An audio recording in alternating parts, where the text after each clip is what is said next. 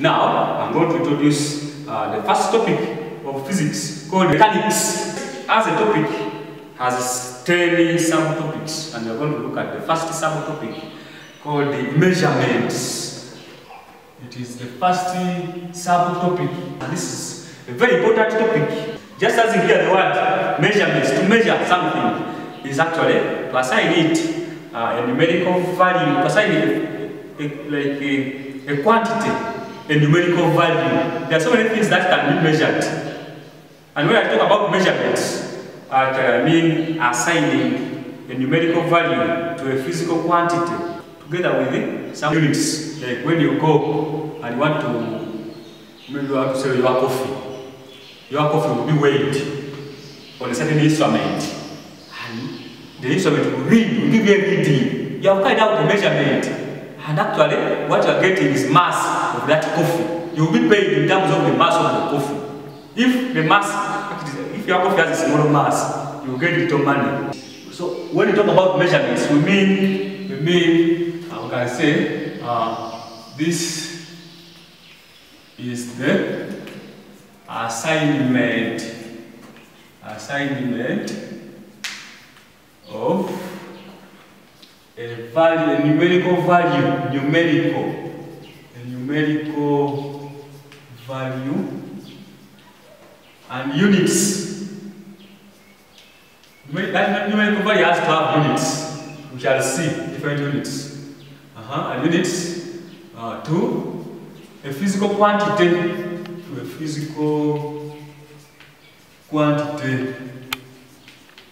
You want to tell the amount of, in terms of magnitude of a given physical quantity. We measure physical quantities, and so we need to know what a physical quantity is. A physical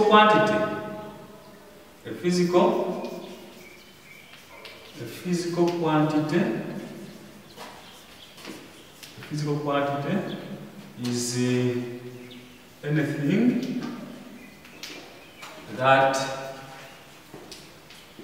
can be measured.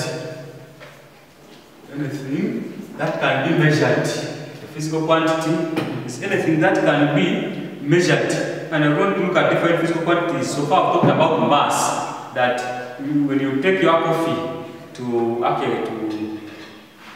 want your coffee to be sold, you will take it to a buyer of coffee, and you will have to judge how much is to give you by first putting your coffee on a given instrument, which instrument will judge that coffee in terms of mass. So mass is one of the physical quantities. There are some who are taller than others. We can judge you in terms of height. So height is a physical quantity which we call length.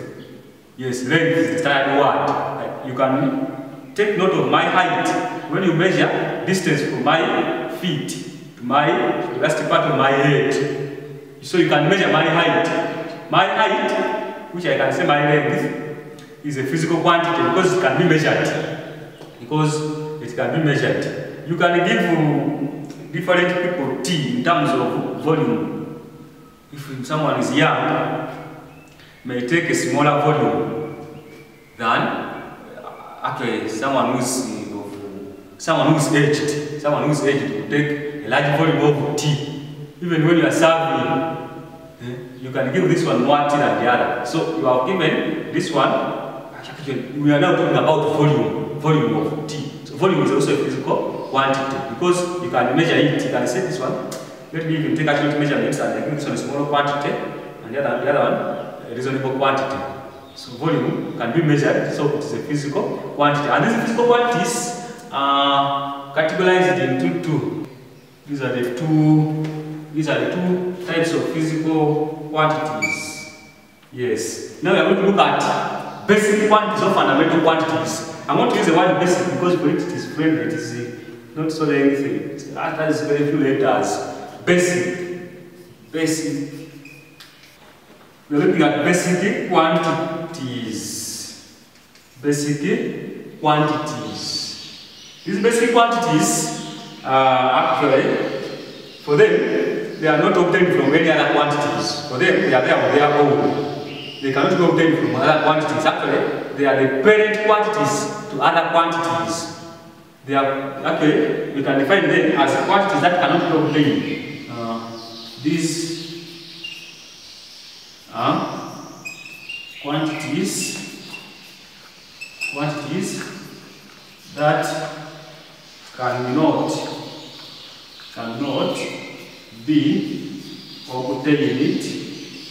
that cannot be obtained, from other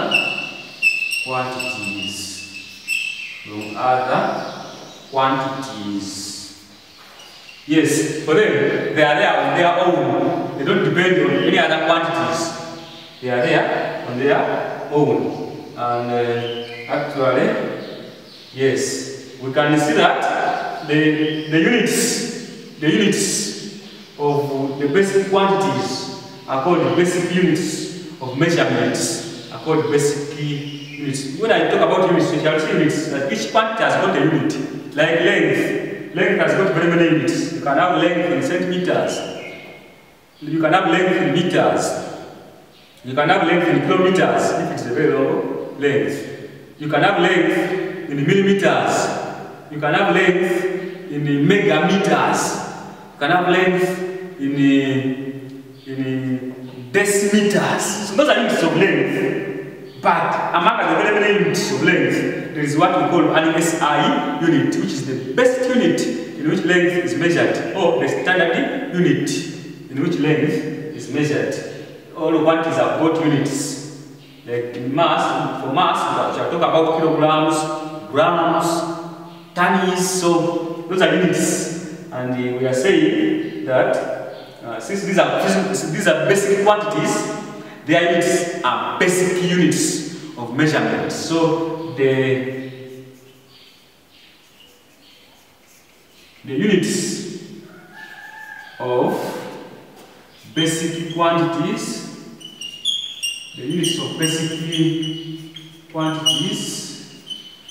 are known as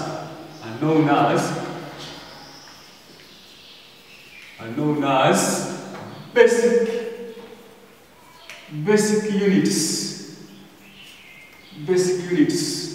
of measurements. Basic units of measurements. So, if I try to define a basic unit, we will say it is a unit of a basic quantity. It is a unit of a basic quantity, or a unit which cannot be obtained from any other unit. Yes, because even a basic quantity cannot be obtained from any other quantity. So even a basic unit may be defined as a unit, which cannot be obtained from other units. So we are going to see, after I'm saying that a quantity has many units, but the best unit in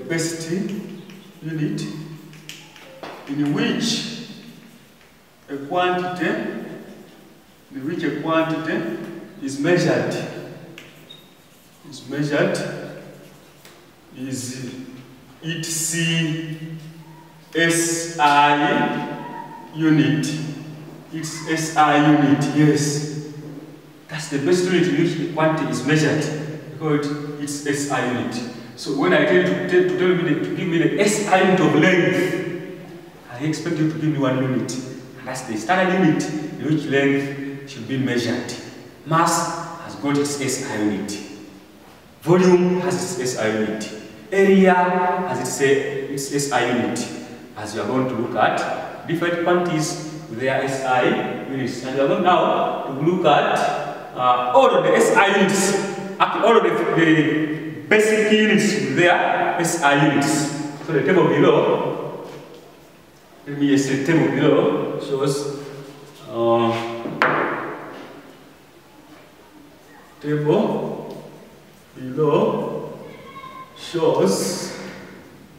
all the basic units, with their SI units. There are 70 basic quantities. There are 70 basic, not 3. There are 70 basic quantities.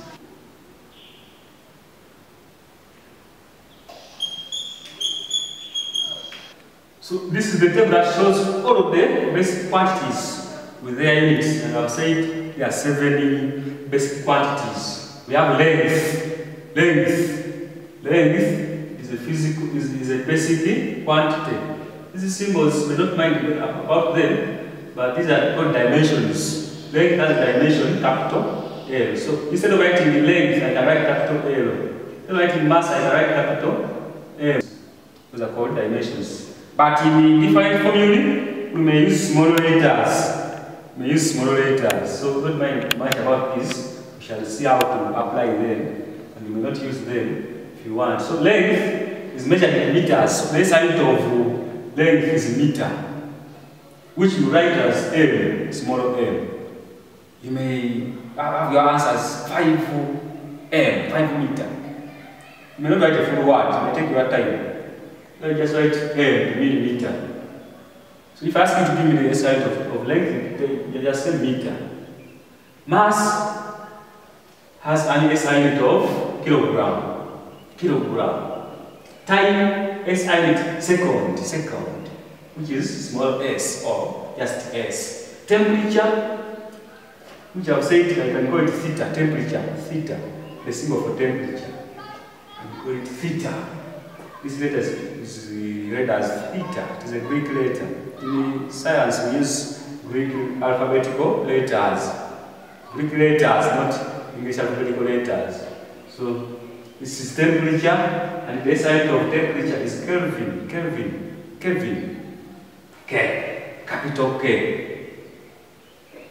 Current, which has a symbol, capital I, is measured in. When I say measured in, I mean the SI of current, or the best unit, the standard international unit.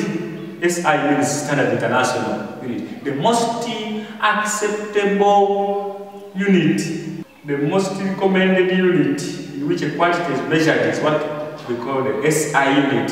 And that unit for current is ampere, which is capital A. Where we use capital letters, it means that SI unit was obtained from the name of a scientist who discovered that quantity, who made the research, who made discoveries in a topic which has that quantity.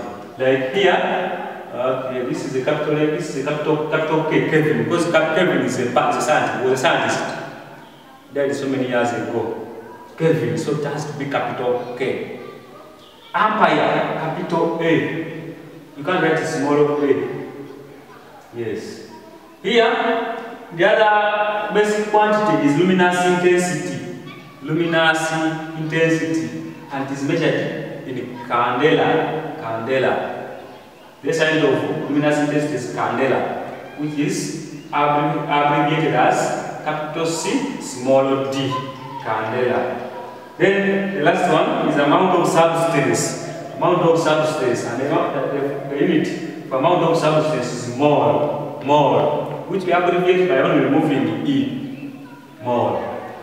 So, since there are 70 basic quantities, there are 70 basic units of measurements. I can note that since 70 basic quantities. Since there are 7 basic quantities, it means there are 70 basic units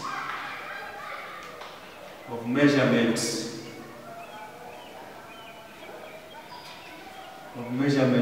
Yes, we have just said each basic quantity has got a basic unit of measurement. The units, the SI units of basic quantities are referred to as basic units of measurements. So we are saying that among the 70 basic quantities, 3 of them are used to derive other units. That's why we call other units derived units. Derived units are derived from the three fundamental quantities of length, time, and mass. Of the 7 basic quantities of the 7 basic quantities of the 7 basic quantities,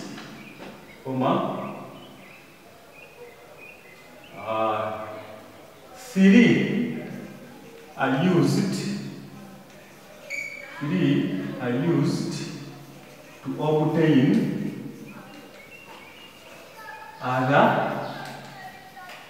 obtain the other units, to obtain the other quantities, to obtain the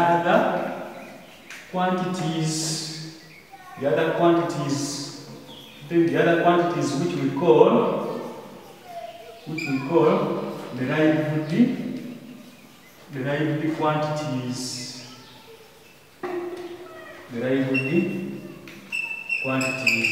Yes. And those three quantities are mass, length, and time. Those ones are used to get other units. That's what these quantities are called derived. To derive something is to get it out of something else. Now for you, you are derivatives of your parents. Your parents derived you. You are as a result of your parents. So the parents are the basics, or are the basic. For you, you are derived. So to derive something is to get something out of something else. So now we are going to look at derived quantities, derived quantities.